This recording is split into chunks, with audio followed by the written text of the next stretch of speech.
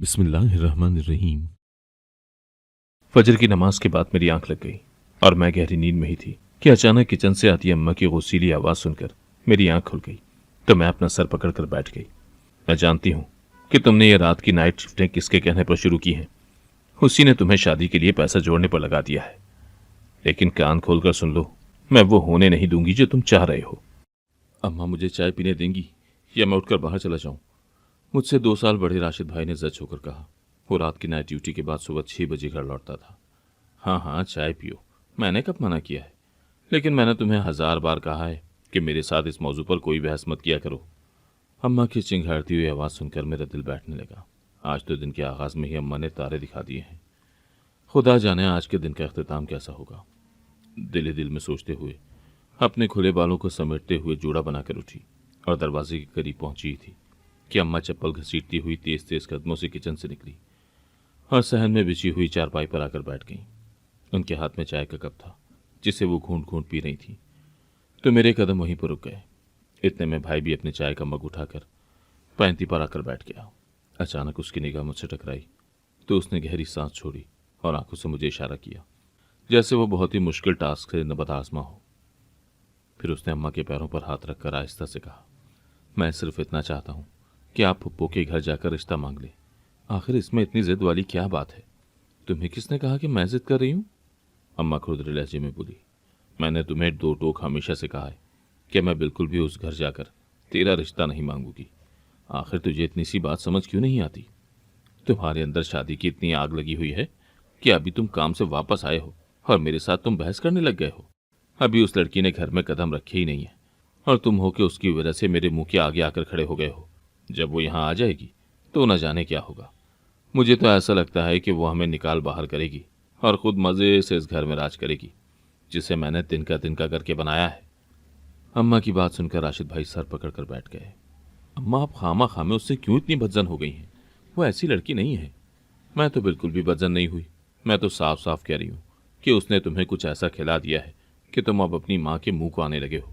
अम्मा, आप बात समझ ही नहीं रही और खामा खा की एक लड़ाई बना रही हैं। नगीना में आखिर बुराई क्या है? अच्छी खासी पढ़ी लिखी, बाशऊर, समझदार और सुघड़ लड़की है। दूसरी तरफ आपकी भांजी, जिसे सिवाय उल्टे सीधे फैशन करने के और कुछ नहीं आता। वो क्या खाक घर संभालेगी? देखो राशिद मियाँ, बात एक ही है, नगीना किसी सूरत मेरी बहू नहीं बन सकती और ना ही वो ब्याह कर इस घर में कदम रखेगी। दूसरी तरफ रह गई मेरी भांजी, अगर वो फैशन करती है तो उस पर सजता भी है। गोरी चिट्टी है, खूबसूरत है। अगर पढ़ी लिखी नहीं है तो इससे क्या फ़र्क पड़ता है? मैंने कौन सा उससे ऑफिस में काम करवाना है? लड़कियों का बुनियादी काम तो घर में हांडी चूल्हे को संभालना आना चाहिए और इसमें वो खूब माहिर है। अपने पूरे घर को उसने संभाल रखा है। मेरा तो आना जाना है, मुझे तो बहुत अच्छे से पता है। मैंने उसको परख लिया है। किसी फिरकी की तरह पूरे घर में घूमती है और काम भी आनन फानन हो जाता है। नगीना की तरह मरियल नहीं है कि एक काम करती है तो दूसरा काम करने के लिए उसमें हिम्मत ही नहीं रहती। खून की इतनी कमी है कि जवानी में ही ऐसा लगता है जैसे टीबी की मरीजा हो। अम्मा, खुदा का खौफ करें, एक मुकम्मल सेहतमंद लड़की को आपने पकड़कर मरीजा बना दिया है। आपका बस चले तो उसमें कई मौजी मर्ज भी ढूंढकर जबरदस्ती मत्थे लगा दें। मुझे आपकी समझ नहीं आती कि आपको आखिर नगीना से इतनी खार क्यों आती है। मुझे नगीना से नहीं, अपनी नंद से खार आती है, जिसकी वो बेटी है। सारी जिंदगी मेरी उस नंद ने मुझे सुकून का सांस लेने नहीं दिया और अब अपनी बेटी के जरिए मेरा बाकी सुकून खाना चाहती है। मैं तो ऐसा नहीं होने दूंगी। तुम बस कान खोल कर सुन लो राशिद। मैं जानती थी कि यह बहस अब तवील चलेगी, इसीलिए वापस कमरे में मुड़ने ही लगी थी कि एक जोरदार छपाक की आवाज से मैं तो दहल गई। मुड़कर देखा तो राशिद भाई ने हाथ में पकड़ा हुआ मग खींचकर जमीन पर मारा और लंबे लंबे डग भरता हुआ अपने कमरे की तरफ चल दिया और फिर कमरे का दरवाजा बंद किया तो मेरा जैसे किसी ने सांस खींच लिया हो। मैं जानती थी कि यह बहस खावा कितनी ही तवील क्यों ना हो, इसका नतीजा हर बार यही निकलता। राशिद भाई अम्मी को समझाने की जितनी भी कोशिश कर लेता, लेकिन कोई फायदा ना होता। अम्मी दोबारा से चारपाई पर लेट गई और राशिद भाई कमरा बंद करके बैठ गया। मैंने अपने घर में फैली सुनसानी को दुख भरी नजरों से देखा तो दिल बोझल हो गया। घर का कोना कोना उदासियों से घिरा देखकर मेरी आंखें भीग गईं। मैं अपनी सहेलियों के घर को भी देखती थी, जिनके घर हमसे भी छोटे थे। कमाने का भी कोई मुस्तकिल जरिया उनके यहाँ दिखाई नहीं देता था, लेकिन उनके घरों में एक शांति, अमन और सुकून ऐसा था जो दिल में उतर सा जाता। उनके घरों में इतना घुटा हुआ माहौल ना होता उनके वालिदैन नॉर्मल तरीके से बात करते, अपनी बेटियों की सहेलियों से मिलकर खुश होते, इज्जत से बिठाया जाता, जहां फौरन चाय बनती और खूब लवाजमात के साथ मोहब्बत से पेश की जाती। दूसरी तरफ मेरा घर था, जहां मैं अपनी सहेलियों को दावत देते हुए घबरा जाती, क्योंकि अम्मा को मेरी सहेलियों का आना एक आंख न पाता था। अगर वो आ जाती तो मुझे अम्मा का रवैया देखकर इतनी बौखलाहट हो जाती कि मेरे हाथ पांव पड़ जाते। मैं अपनी सहेलियों को कहाँ बिठाऊं, क्या खिलाऊं। उन्हें कमरे में बिठाकर मुझे यही फिक्र दामनगीर रहती कि अम्मी के माथे पर पड़ी सिलवट पर मेरी किसी सहेली की नज़र न पड़ जाए और वो अम्मा के चेहरे पर आई तंगी को ना देख लें, या अम्मा कुछ ऐसा ना कह दें कि मैं अपनी ही सहेलियों के सामने शर्मिंदा हो जाऊं। वो जब तक बैठी रहती मैं घबराई घबराई से रहती, और उनके जाने के बाद मैं सुख का गहरा सांस लेती कि शुक्र है आज इज्जत रह गई। इसीलिए मेरी पूरी कोशिश रहती कि अपनी किसी सहेली को अपने घर बुलाऊं ही ना। दूसरी तरफ मुसीबत ये थी कि अम्मा मुझे अपनी किसी सहेली के घर जाने भी नहीं देती थी। बस कॉलेज से घर वापस आकर घर का कैदी बनकर रह जाती। सारा सारा दिन घर की दीवारों को तकते तकते खामोशी के साथ उलझती मेरी जिंदगी गुजरने लगी कि अचानक मेरी जिंदगी में एक हल्का सा ताश पैदा हुआ। जब राशिद भाई ने अपनी पसंद का इजहार किया तो मैं दिल से खुश हो गई, क्योंकि नगीना मुझे खुद भी बहुत पसंद थी। वो मेरी फुप्पो की बेटी थी और मेरी ही तकरीबन हम उम्र थी। एमए कर चुकी थी और अभी कॉलेज में पढ़ा रही थी। मुझे लगा कि अब हमारे घर में ये उदासियों और तन्हाइयों के दराज सिलसिले मुख्तसर हो जाएंगे, मगर ये मेरी खाम ख्याली ही साबित हुई। मैं अपनी अम्मा पर हैरान थी कि एक ऐसी माँ है जो अपने ही बेटी की खुशी पर खुश नहीं हो रही। हालांकि बेटों की माएँ तो बेटों की खुशियों पर फूले नहीं समाती, लेकिन अम्मी तो भाई की पसंद का सुनकर हत्ते से ही उखड़ गईं, और अब हमारे सूने घर में हर वक्त बहस मुबाहिसा और तकरार रहने लगी। एक कान फाड़ देने वाला शोर हुमा वक्त सुनाई देता रहता। मैंने जब से शऊर संभाला अम्मी को ही घर की सरबराह की हैसियत से देखा। अब्बू एक सरकारी महकमे में ऑफिसर थे। उनकी डेथ के बाद हमें कोई माली परेशानी नहीं हुई। उनकी पेंशन और जमा पैसा इतना मिल चुका था कि अम्मा को बाहर निकलकर काम करने की तकलीफ से निजात मिल गई। हम दो ही बहन भाई थे। बड़े भाई को तालीम मुकम्मल करने के फ़ौरन बाद ही फैक्ट्री में जॉब मिल गई, तो हमारे हालात और भी अच्छे हो गए। मुझे पढ़ने का शौक़ था तो ये सिर्फ राशिद भाई की वजह से मुकम्मल होने लगा, वरना अम्मी का बस चलता तो वो मुझे कब का घर बिठा देती, और जो थोड़ी बहुत मेरी ज़िंदगी में कॉलेज जाने की वजह से खुशी थी वो भी ख़त्म हो जाती। अम्मी की अजीब आदत थी, ना वो खुद खुश होती ना हमें खुश रहने देती। उनके माथे पर हर वक्त तीवरी चढ़ी रहती। यही वजह है कि घर में रिश्तेदार पहले तो आते ही नहीं, और अगर आ जाते तो अम्मी की तबीयत की वजह से जल्द ही उठकर चले जाते। अम्मी की ख़ानदान में किसी से भी नहीं बनती थी। पुप्पो तो अब्बू की डेथ के बाद बहुत ही कम हमारे घर आई। मैं और राशिद भाई अक्सर उनके घर चले जाया करते, तो वो खुशी से निहाल हो जाती, हमारे लिए तरह तरह के पकवान बनाती और इंतहाई मोहब्बत के साथ हम दोनों बहन भाइयों को खाना खिलाती। मुझे हमेशा पुप्पो के अंदर अपने अब्बू की खुशबू आती थी। ये हमारे ख़ानदान का वो वाहिद घर था जहाँ हम जब दिल चाहते चले जाते, लेकिन एक बात का ज़रूर ख्याल रखते कि अम्मी को इस बारे में भिनक भी ना पड़ने देते, क्योंकि वो हमारा पुप्पो के घर जाना पसंद नहीं करती थी।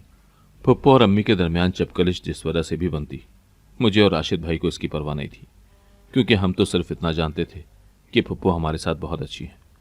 जब से मैंने होश संभाला मैंने कभी भी पुप्पो को अम्मी के साथ सख्त बातें करता हुआ न देखा, लेकिन अम्मी के गिले शिकवे पुप्पो की ज़ात को लेकर अक्सर हमारे कानों में पड़ते रहते। मुझे और राशिद भाई को ऐसा लगता था जैसे वो हमें जानबूझकर पुप्पो की तरफ से मुतनफ़िर करने की कोशिश करती रहती है, लेकिन पता नहीं क्यों मैं और राशिद भाई कभी भी पुप्पो की तरफ से अपना दिल मैला न कर सके। तो इसकी बुनियादी वजह यह थी कि पुप्पो की तरफ से हमें जो मोहब्बत मिली वो किसी तस्नो और बनावट से पाक थी, बल्कि मैं और राशिद भाई अक्सर अम्मा के सख्त रवैये का जिक्र उनके सामने करके अपने दिल का बोझ हल्का करते रहते। और ये चीज़ मैंने और राशिद भाई ने अक्सर नोट की कि हमारे ऐसे गिले शिकवों पर पुप्पो ने हमेशा उल्टा हमें ही समझाया और अम्मा की हमेशा साइड लेती। हालांकि चाहती तो हमें अम्मा की तरफ से मुतनफ़िर कर सकती थी, हमारे दिल में नफ़रत का बीज बो सकती थी, लेकिन वो हमेशा हमारी अम्मा की अजमत की ही गुन गाती रहती। दूसरी तरफ ये भी सच है कि औलाद अपने माँ बाप के ख़िलाफ़ खुद तो बोल सकती है, लेकिन किसी दूसरे के मुंह से अपने वालिदैन के ख़िलाफ़ कोई भी बात सुनने के लिए तैयार नहीं होती। ख़ानदान के बाकी लोगों के लिए अम्मी की ज़ात एक बहुत ही चटपटा मौजू रहा। हमारे सामने ही वो अम्मी को तनकीद का निशाना बना जाते और हम कड़वा घूंट पीकर चुप रह जाते। लेकिन सच तो ये है कि मुझे अम्मी के हवाले से कोई भी तनकीदी बात कभी अच्छी न लगी, बल्कि कभी कभी हम अम्मी की साइड लेते हुए उनका दिफा भी करने की कोशिश करते, क्योंकि वो जैसी भी थी मेरी माँ थी। यही वजह थी कि ख़ानदान के इन्हीं रवैयों की वजह से मैं और भाई अपने ही रिश्तेदारों से दूर भागते थे, और ऐसे में ख़ानदान का वाहिद घर हमारी फप्पो का होता, जो हमें किसी घने सायादार दरख्त की तरह दिखाई देता। मेरी कज़न नगीना भी फुप्पो की तरह ही हमारे एहसासात को समझती थी। यही वजह थी कि पूरे ख़ानदान में मेरी सिर्फ उसी के साथ बनती थी। मेरी हमेशा से यही ख्वाहिश थी कि नगीना ही मेरी भाभी बने। एक दिन ऐसे ही बैठे बैठे मैंने अपनी इस ख्वाहिश का जिक्र राशिद भाई से कर दिया तो वो एकदम से मुस्कुरा दिया और उसकी आंखें खुशी से चमकने लगी और मुझे ऐसा लगा जैसे दाल में कुछ काला काला है। मैंने शरारत से उसकी तरफ देखा तो वो खिलखिलाकर हंस पड़ा और फिर मुझे बड़ी राजदारी के साथ अपने दिल का हाल कह सुनाया।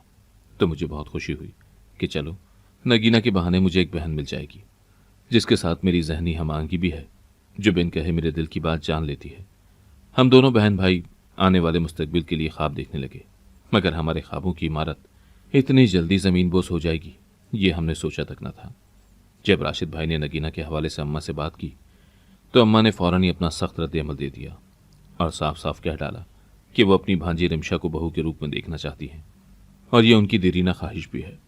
लेकिन राशिद भाई ने अम्मी की बात सुनकर फ़ौरन ही इनकार कर डाला, जो अम्मा को हजम ना हुआ और यहाँ से ही हमारे घर में ऐसी कशीदगी ने जन्म लिया जो किसी तौर ख़त्म होने का नाम नहीं ले रही थी। अम्मी ये समझ रही थी कि हम दोनों बहन भाइयों को फुप्पो ने वरगलाया है, जबकि ऐसा कुछ भी नहीं था। फुप्पो को जब अम्मा के इन खदशात के बारे में इल्म हुआ तो उन्होंने हम दोनों बहन भाइयों को अपने पास बुलाकर समझाने की कोशिश की कि अगर भाभी इस रिश्ते पर खुश नहीं है तो ज़ोर ज़बरदस्ती नहीं करनी चाहिए, क्योंकि ये दो जिंदगियों का सवाल है और हमारे यहाँ रिश्ता कभी लड़का लड़की के दरमियान नहीं होता बल्कि पूरे घर के साथ तय होता है। इसीलिए जब तक पूरा घर जहनी तौर पर आमादा ना हो तो ऐसे घर में लड़की को ब्याह कर नहीं जाना चाहिए। राशिद भाई एक तरफ तो अम्मी की वजह से परेशान थे तो दूसरी तरफ वो फुप्पो की इन बातों की वजह से डिसहार्ट होने लगे। तो ऐसे में मैंने अपने भाई की मदद करने का फैसला किया, क्योंकि मैं उसके दिल का हाल जानती थी कि वो नगीना के अलावा किसी और के साथ खुश नहीं रह सकेगा। हम दोनों बहन भाइयों की ज़िंदगी में खुशियां बहुत मुश्किल से चल कर आई थी, तो मैं नहीं चाहती थी कि हम दोनों इससे महरूम रहें। लेकिन मसला अब अम्मी के साथ साथ फुप्पो का भी था, क्योंकि नगीना फुप्पो की इकलौती बेटी थी और वो बहुत ही नाजो नाम से पली थी। इसीलिए फुप्पो का इस हवाले से तशवीश में मुब्तला हो जाना जायज़ भी था। वो हम दोनों बहन भाइयों की ज़िद पर अक्सर हमें समझाने की कोशिश करती, लेकिन उल्टा मैं फुप्पो को समझाती कि जब मियाँ बीवी राजी तो क्या करेगा गाजी। अल्लाह ने चाहा तो एक दिन अम्मा भी मान ही जाएंगी, इसीलिए आप ज़्यादा फिक्रमंद ना हो। लेकिन फुप्पो बहुत परेशान हो जाती, क्योंकि वो अम्मी की आदत को बहुत अच्छे से जानती थी कि वो किस कदर ज़िद्दी और उखड़ मिजाज हैं। अगर उन्होंने इस मामले में ना कर दी है तो उनकी ये ना किसी सूरत भी हाँ में नहीं बदलेगी। एक दिन मैं भाई का मुकदमा लेकर फुप्पो के घर गई। जब मुझे पता चला कि नगीना को देखने के लिए लड़के वाले आ रहे हैं, मुझे इस बारे में चुपके से नगीना नहीं बताया था, क्योंकि वो खुद भी राशिद भाई के अलावा किसी और के बारे में सोचना भी कुफ्र समझती थी। तो उसने मुझे ख़ास तौर पर बुलवाया और कहा कि मैं अम्मी से बात करूं। मैं जब उनके घर गई तो नगीना अब तक घर के सादा कपड़ों में बैठी हुई थी।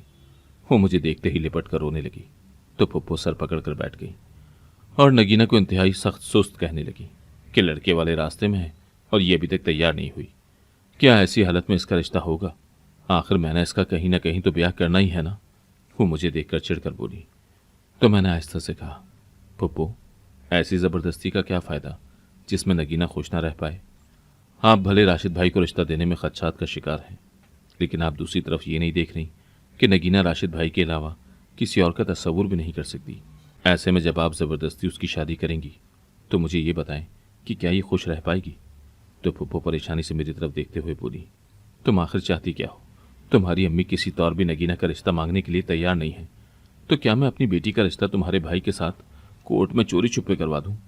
फिर तुम खुश रहोगी और जो तुम्हारी अम्मी के दिल में मेरे लिए खदशात पल रहे हैं वो तो सही साबित हो जाएंगे ना। तो तुम मुझे क्यों उनके सामने जलील करने पर तुली हुई हो? मेरी एक ही बेटी है, मुझ पर रहम खाओ और मेरी जान छोड़ो। इसके साथ की तमाम लड़कियों की शादियां हो चुकी हैं, वो दो दो बच्चों की माँ भी बन गई है, और ये कब तक राशिद के नाम की माला जपती रहेगी। फुप्पो के भीगे लहजे पर मैंने अफसुर्दगी से सर झुका लिया। मैं फुप्पो के एहसासात को बहुत अच्छे से समझ रही थी। वो एक माँ की तरह अपनी बेटी का अच्छा ही चाहती थी।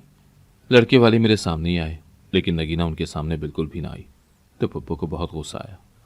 उनके जाने के बाद वो नगीना के साथ साथ मुझे भी बातें सुनाने लगी, लेकिन हकीकत यह है कि मुझे फुप्पो की कोई भी बात बुरी न लगी। वो अपनी जगह पर हक बजानिब थी। मैं वहाँ से उठी और सीधा अपने घर आई। अम्मी मार्केट गई हुई थी और भाई अपने कमरे में परेशानी से दीवारों को तक रहा था। मुझे उस पर बहुत गुस्सा आया और मैं उस पर फट पड़ी कि आप कैसे मर्द हो। एक लड़की आपके नाम पर बैठी हुई है, अपने आने वाले हर अच्छे रिश्ते को ठुकरा रही है, और आप यहाँ पर लेटे हुए उनका तमाशा देख रहे हो। तो वो खाली खाली नज़रों से मेरी तरफ देखते हुए बोले, मैं कर भी क्या सकता हूँ। तो मुझे उसकी बात पर बहुत गुस्सा आया। ऐसा करें कि नगीना का पीछा छोड़ दें, ताकि वो सुकून से अपने लिए कोई बेहतर रास्ता चुन सके, क्योंकि आपका साथ बहुत ही मशकूक है। ना तो आप उसके लिए कोई स्टैंड ले रहे हैं और ना ही उसे अपना रहे हैं। तो बेहतर है कि उसे साफ साफ अल्फाज में अपना फैसला सुना दें, ताकि वो एक साइड पर तो हो सके। आपको पता है पप्पू कितनी बीमार हैं, और ये परेशानी उन्हें दिन ब दिन किसी दीमक की तरह खा रही है। आप अम्मा से दो टोक बात करें, अगर वो मानती हैं तो ठीक है, नहीं तो आप कोर्ट मैरिज कर लें। आप बालिग हैं और आपको अपना जीवन साथी चुनने का पूरा पूरा इख्तियार दीन ने भी दे रखा है। मेरी बात सुनकर राशिद भाई के चेहरे पर एक गहरी फिक्रमंदी छा गई, और फिर देखते ही देखते मामलात ने एक नया रुख बदला, और राशिद भाई ने नगीना के हवाले से अम्मी से फाइनल बात की, और उन्हें साफ साफ कह दिया कि अगर वो पप्पू के घर रिश्ता मांगने के लिए नहीं जाएंगी तो फिर मेरी शादी भूल जाइए। मैं फिर किसी से भी शादी नहीं करूंगा, और ये मेरा आखिरी फैसला है। भाई ने पहली बार स्टैंड लिया तो अम्मी हक्का बक्का रह गई। उनका लबो लहजा बिल्कुल बदला हुआ था, और अम्मी बहुत ही ज़ीरक खातून थी। वो जान चुकी थी कि हवाओं का रुख बदल चुका है, वो चाहकर भी अपनी मर्जी नहीं कर सकती। लिहाजा वो खामोश हो गई, और भाई के कहने पर वो पप्पू के घर रिश्ता लेने के लिए चली गई। लेकिन उन्होंने नगीना को किसी तौर भी बहू की सूरत में कबूल न किया। भाई की शादी की तैयारियों में अम्मी ने कोई दिलचस्पी न ली। नगीना के हवाले से जो कपड़े गहने भी लिए वो मैंने और भाई ने मिलकर ही पसंद किए। अम्मी एक दिन भी हमारे साथ बाजार न गई, और न ही खुशी खुशी अपने इकलौते बेटी की शादी की खरीदारी की। हमने बरी का जो भी सामान खरीदा उन्होंने उसे बिल्कुल भी न देखा। मैं अम्मी का इतना सख्त दिल देखकर बेहद परेशान हो गई, लेकिन इसका जिक्र मैंने भाई के सामने ना किया, क्योंकि वो पहले ही अम्मी की वजह से बेहद परेशान था। मुझे इस बात की फिक्र थी कि अम्मी जब सास बन जाएंगी तो न जाने नगीना के साथ क्या सलूक करें। मैंने पप्पू को हर सूरत में नगीना की खुशियों की गारंटी तो दी थी, लेकिन सच तो ये है कि अंदर ही अंदर मैं दिल में डर गई कि अगर खुदा ना खास्ता नगीना के साथ कोई भी ज्यादती हुई तो मैं खुद को कभी माफ़ नहीं कर सकूंगी, क्योंकि मैं ये बात बहुत अच्छे से जानती थी कि इस घर में पहला और आखिरी इख्तियार अम्मी का ही चलता है। यह और बात है कि अम्मी किसी मसलहत की वजह से चुप तो हो गई हैं, लेकिन मैं जानती थी कि वो इतनी जल्दी हार मानने वालों में से नहीं है। बिलाखिर नगीना दुल्हन बनकर हमारे घर आ गई। वो अपने नाम की तरह वाकई नगीना थी, लेकिन ऐसा नगीना जिसकी मेरी अम्मा को कोई कदर न थी। उन्होंने शादी के तीसरे दिन ही उससे काम लेना शुरू कर दिया, और वो भी इतनी सादा मिजाज थी कि उसने भी बिना चूं चरा घर के कामों में अपना हाथ डाल दिया। फुप्पो का इंतकाल नगीना की शादी के 1 महीने बाद ही हो गया। वो शायद उसकी शादी तक ही जिंदा थी। नगीना बहुत दुखी हो गई, लेकिन मैं उसे किसी न किसी तरह बहलाती रहती। भाई की ट्रांसफ़र दूसरे शहर में हो गई तो वो महीने में 1 बार घर आते और 2 दिन रहकर वापस चले जाते, लेकिन मैंने कभी भी नगीना को भाई से किसी भी किस्म की अम्मा के हवाले से शिकायत करते ना सुना। वो बहुत सब्र के साथ अम्मा की सख्तियां सह रही थी। मैं कभी कभी उसकी साइड लेते हुए अम्मी से उलझ पड़ती और उन्हें खुदा का खौफ याद दिलाती, लेकिन अम्मा पर कोई असर नहीं हो रहा था। अभी साल भी नहीं गुजरा था कि उन्होंने वारिस की रट लगाना शुरू कर दी। मैं बहुत दुआएं करती थी कि अल्लाह नगीना को जल्द अज जल्द औलाद दे दे, ताकि उसके मजबूती से इस घर में पांव जम सके, वरना अम्मी ने भाई की दूसरी शादी के सिलसिले में प्लान बना रखा था, और ये बात मैं जानती थी, इसीलिए बहुत खौफजदा भी रहती थी। फिर शायद अल्लाह ने मेरी दुआएं सुन ली और नगीना की गोद हरी हो गई। उसके हमल को जब कुछ वक्त गुजरा तो अम्मी उसे डॉक्टर के पास ले गई, और जब उन्हें पता चला कि बेटी है तो अम्मी ने एक दाई से सासबास करके नगीना का हमल ज़ाया करवा दिया। और ऐसा कई बार हुआ। पहली 2 बार तो पता नहीं चला, क्योंकि अम्मी दूध में मिलाकर न जाने क्या दवाई उसको पिला देती थी कि नगीना की तबीयत शदीद ख़राब होती और अगले ही दिन उसका हमल ज़ाया हो जाता। लेकिन फिर मुझे एक खटका सा हुआ और मैं अम्मी पर नज़र रखने लगी। जब मैंने दाई के साथ अम्मी की सारी बातें सुन ली तो मैं बहुत रोई। गोया अब तक जितने भी हमल नगीना के ज़ाया हुए थे उसमें अम्मी का हाथ था। मैंने ये सारी बातें भाई को बता दी, लेकिन मुझे ये जानकर इंतहाई अफसोस हुआ जब उसने इन बातों पर किसी भी रद्द-ए-अमल का इजहार न किया और कहा कि अम्मी जो कर रही हैं ठीक ही कर रही हैं। वारिस के लिए इतना करना तो जायज़ है। तो मैं अपने ही भाई पर चीख पड़ी कि ये बाकायदा कत्ल है। आपको ये बात समझ आ रही है? लेकिन भाई ने मुझे गुस्से से कहा कि तुम हमारे मामलात से दूर रहो, और उठकर बाहर चला गया। मैं सोच भी नहीं सकती थी कि वो जिसे इतने अरमानों से ब्याह कर लाया है उसके साथ इतनी बड़ी ज्यादती कैसे होने दे रहा है। लेकिन मैं ऐसा मजीद नगीना के साथ नहीं होने दूंगी। मैंने दिल में पक्का इरादा कर लिया और नगीना को आहिस्ता से समझा दिया कि अब की बार अम्मा को कह देना कि बेटा है। उसने ऐसा ही किया, हालांकि इस बार भी बेटी ही थी। इस बार अल्ट्रासाउंड के लिए मैं भाभी के साथ जाती थी और अम्मी को किसी न किसी बहाने घर पर ही रहने का कहती, लेकिन न जाने अम्मा को कैसे शक हो गया और जब 8वां महीना हुआ तो अम्मा जबरदस्ती नगीना को लेकर हॉस्पिटल गई, जहां पर उन्हें पता चला कि इस बार भी बेटी है। तो अम्मा को बहुत ज्यादा गुस्सा आया। वो मुझे खा जाने वाली नजरों से घूरने लगी और फिर नगीना को ले जाकर तहखाने में बंद कर दिया। मैं बहुत परेशान हो गई। अम्मा की बहुत मिन्नतें की, हाथ जोड़े कि भाभी के साथ ऐसा जुल्म मत करो, लेकिन अम्मा ना मानी। एक रात में चुपके से तहखाने के अंदर गई तो मेरा दिल बंद होने लगा। नगीना की डिलीवरी हो चुकी थी और उसके पास ही एक मासूम सी जान बिलक बिलक कर रो रही थी। अलबत्ता नगीना नीम बेहोश थी। मेरा दिल मुट्ठी में आ गया।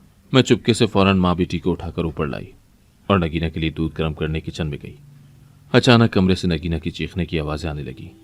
मेरे हाथ से दूध का गिलास गिर गया और भागते हुए जब मैं कमरे में गई तो ये देखकर मेरे पैरों तले से जमीन निकल गई कि अम्मा ने मासूम सी बच्ची को अपने हाथों में उठा रखा है और वो उसे जमीन पर फेंकने वाली है। नगीना सकते के आलम में खड़ी बस चीखें मार रही थी। ये मंजर देखकर मेरे बदन से जान निकल गई और मैं दौड़कर अम्मा के पास आई। उन्होंने जो ही बच्ची को उछाला तो मैंने फौरन पकड़ लिया और उस मासूम सी जान को अपने सीने से लगाकर रोने लगी। अम्मा को मेरी इस हरकत पर इतना गुस्सा आया कि वो दौड़ते हुए मेरे पास आई, लेकिन आधे रास्ते में ही लड़खड़ा कर ऐसा गिरी कि खुद से उठ ही ना पा रही थी। उनका पूरा जिस्म बेजान हुआ पड़ा था। मैंने फौरन बच्ची को लपेट कर नगीना के हवाले किया और उन्हें दूसरे कमरे में ले जाकर बाहर से कुंडी लगा दी और फिर कमरे में आई। अम्मा को उठाने की कोशिश की, लेकिन वो नीम बेहोश थी।